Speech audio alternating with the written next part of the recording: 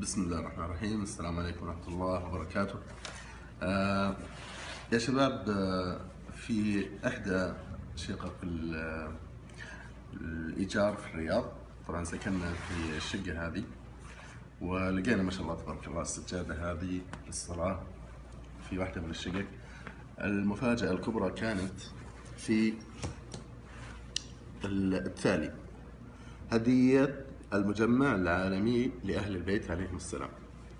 وطبعا هنا بعض العبارات الشيعية. وأثناء الفحص والتدقيق في هذه السجادة وجدنا ما يلي: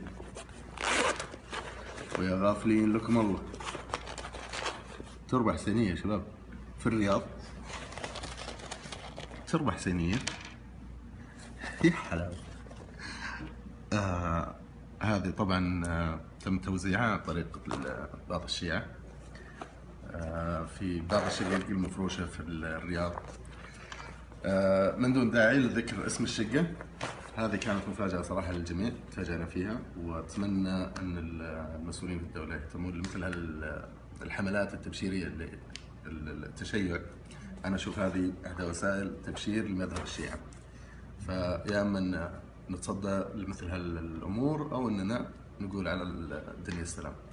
أخوكم أبو البراء، من دون ذكر اسم الشقق، والسلام عليكم ورحمة الله.